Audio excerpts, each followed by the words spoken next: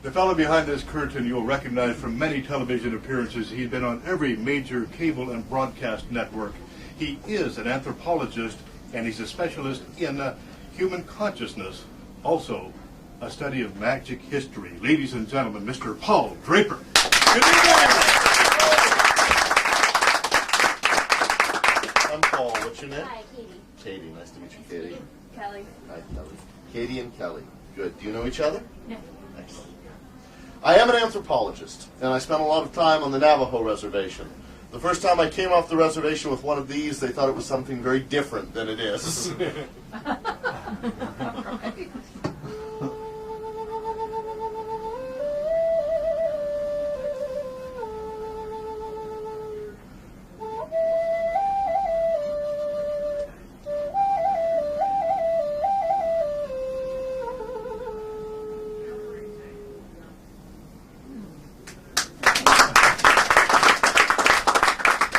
So I was wandering around Navajo with an Apache shaman.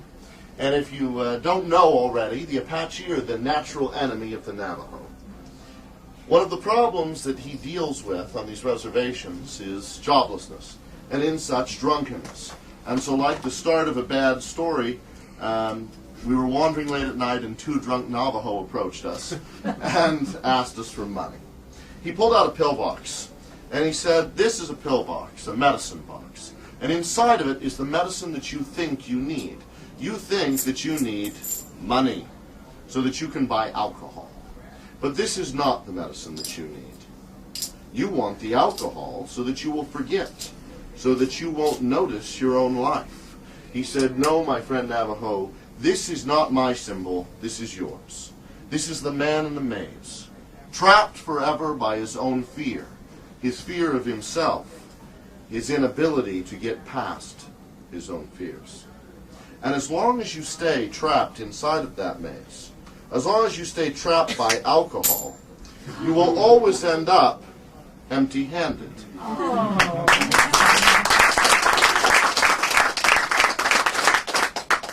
He looked at these two men and said, "Here's a coin for you and a coin for you. Go to the cafe in Tuba City and get sober. Another coin. Don't spend it. Remember me. I am Apache. I am your enemy. I walk this path every night. If I see you drunk again, I will kill you." And in the 2 months I spent at Navajo, I never saw those men drunk again. And that was the first time I ever saw a magician do good.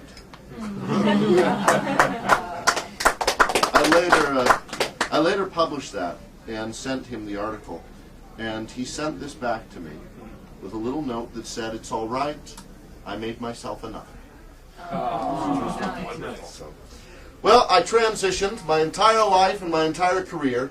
I put into moving from the study of one group of people that wander through the desert with sheep to another. I was going to go to southern Iran and study the Bedouin. I wanted to be Lawrence of Arabia. I was transferred to the University of Nevada, Las Vegas, got the grant money together, everything was ready for me to go to Iran. When, all of a sudden, 9/11 happened.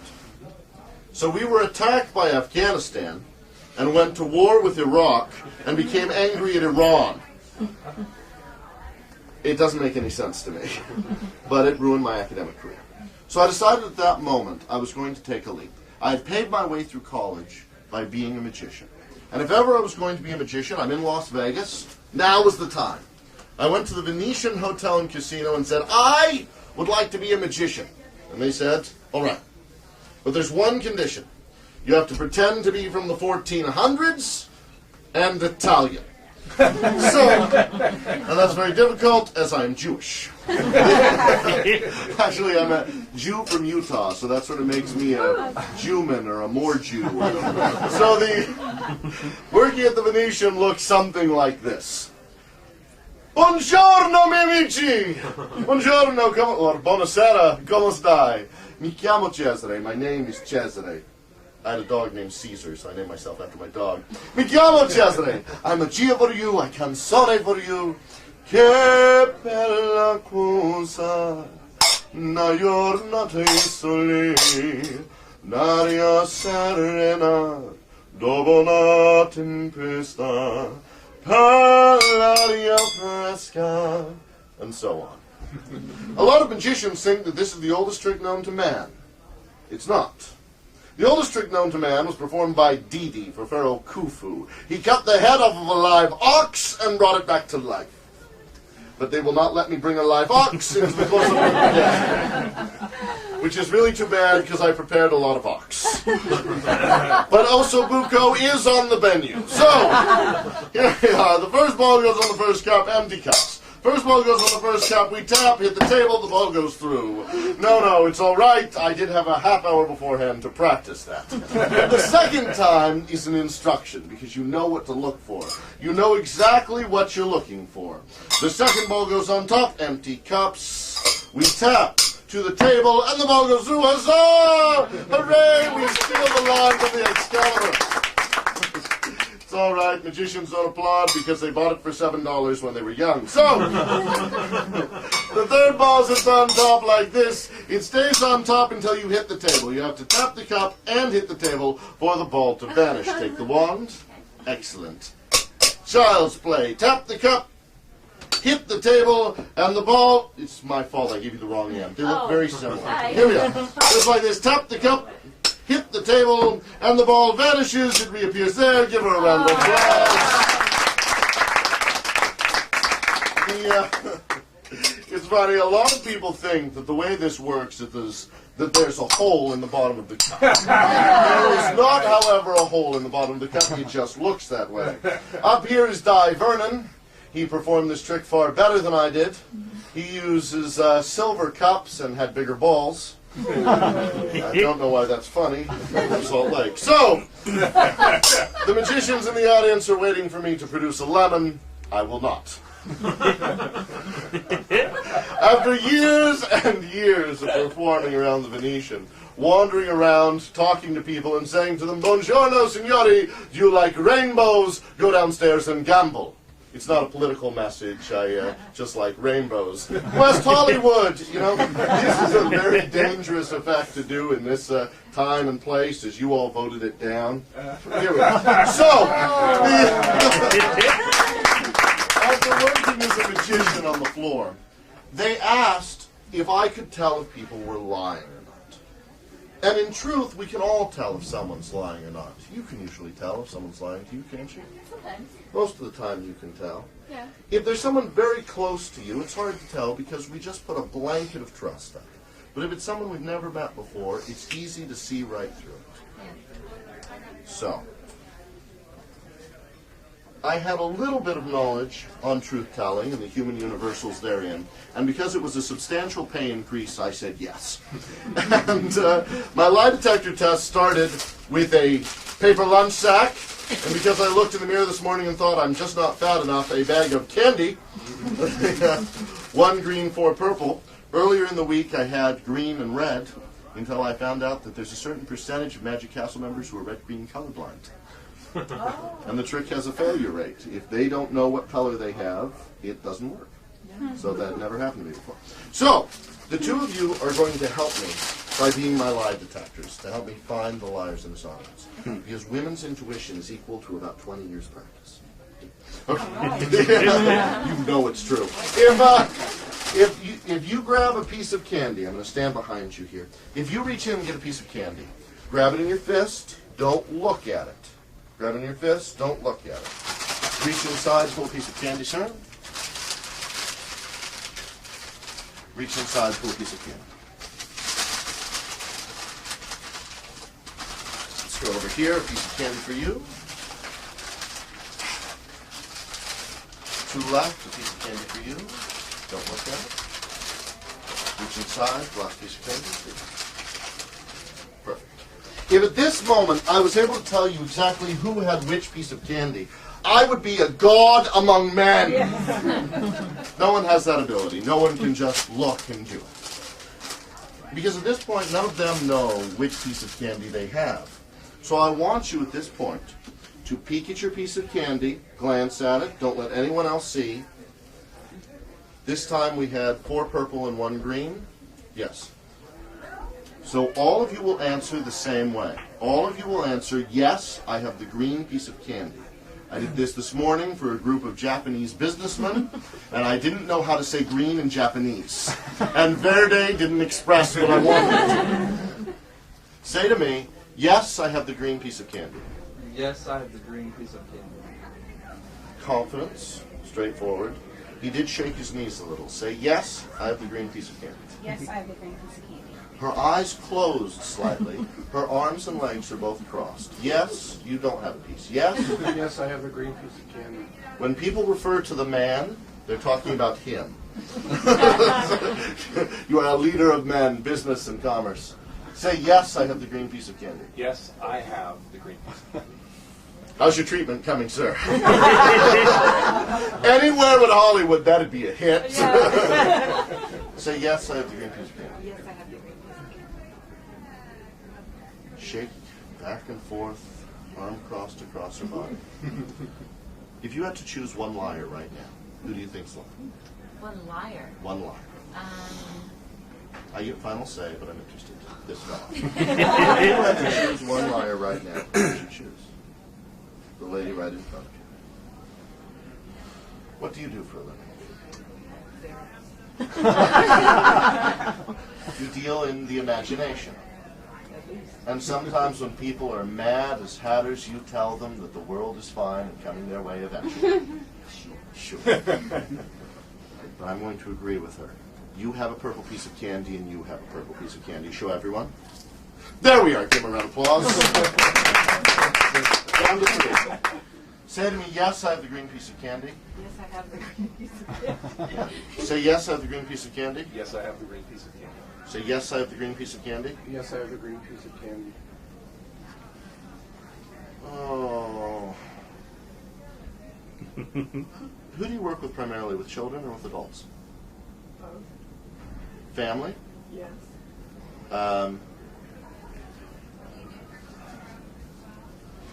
This has a fail rate, and I'm sorry if I get it wrong, because then it's been sort of a spectacular waste of your time.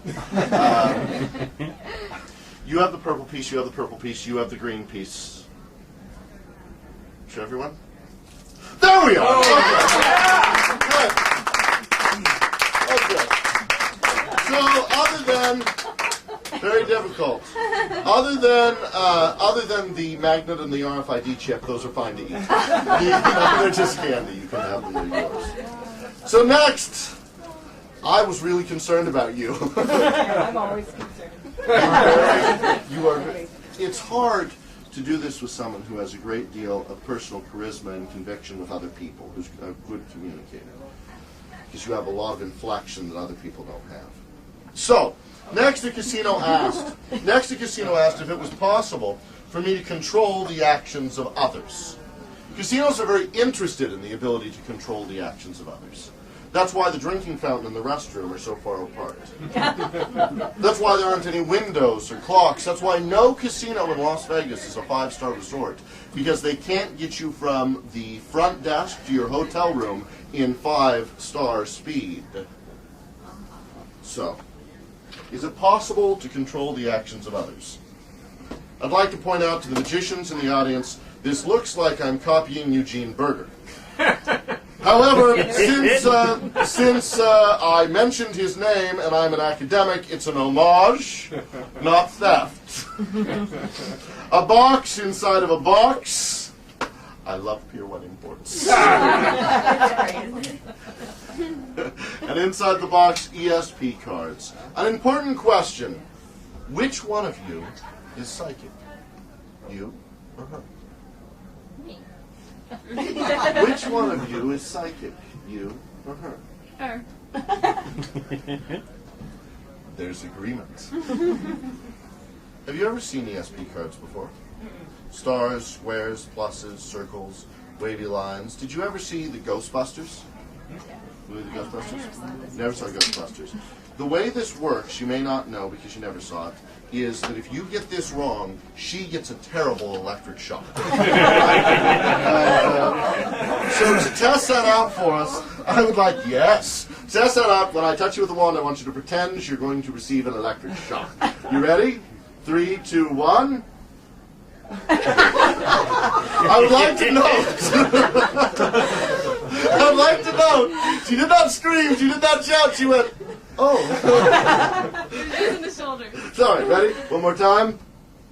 Oh, there you go. It's good. I like it. So,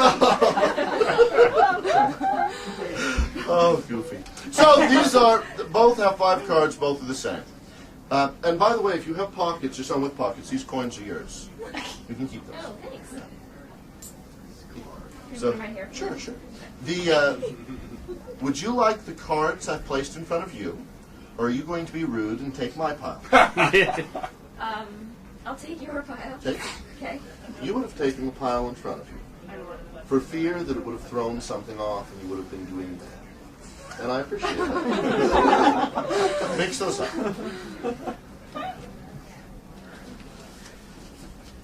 Spread those cards face up on the table, like this. I'm going to set one card down on the table. Okay. Whichever card you think that is, take out of your pack, place face up on top of it. Okay. Do you really think that that matches, or did you just grab it at random? Oh, a little bit of both. Okay. It's pretty You random. can use this one again. You Okay. can use this one again. But I want you to choose the one that matches this card. Okay.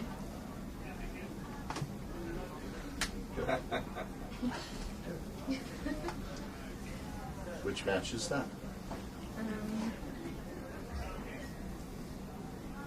Don't cheat. Don't tell her which one it is if you see it. You're doing it very well. Which matches that? How's she doing so far?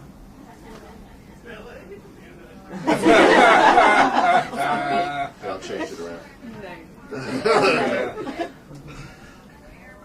I set down every card first. And I think that that's important to know.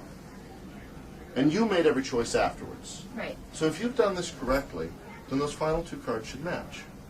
Take a look. Not only do those match, but she chose the pluses, the circles, and the wavy lines. The final piece is for you. Free will's an amazing thing, isn't it? Over here, 3 boxes. Have you seen The Secret? Read the book? Know anything about it? The Secret is sort of like The Little Engine That Could for adults. You say, I think I can, and through thinking it becomes reality. I'm not sure if I believe in The Secret. But I do believe that we send out into the universe ideas and thoughts. If we choose to live in a happy world, the world is happier. If we choose to be angry, we're angry. There are 3 boxes here. 2 of them have things that you don't want. One of them has something I think you'd like. I want you to mix them up inside the tray. Leave them in the tray, but move them around. All right? How do you like the Magic Castle so far? Have you seen a lot of shows? No, this is only this is the 3rd, so I guess kind of a lot. Kind of a Kind of a lot. lot. Not a lot until you've seen them all. It's not, it doesn't count. I'm not done. Not done?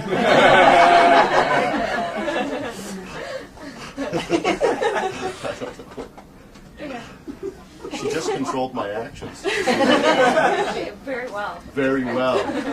You have a lot of power. You're right-handed? Yes. With your left hand, we're going to quickly eliminate 2 boxes, all right? Take your left hand, place it on top of any one of these boxes. Your right hand, place on top of another one. Excellent. You want to change your mind? Nope. Eliminate it. You're left with 1 box, pick it up and hold on to it. There? Yeah. Inside this is being trapped forever inside the maze. Callbacks are hard. Inside of this is death, pain, and suffering. I had to fillet a lot of leprechauns for these. But you chose 1 box and 1 box alone. Open it up and show everyone what's inside. Take that handful. Absolutely. Ladies and gentlemen, my name is Paul Draper. Have a wonderful time tonight at the Magic Castle.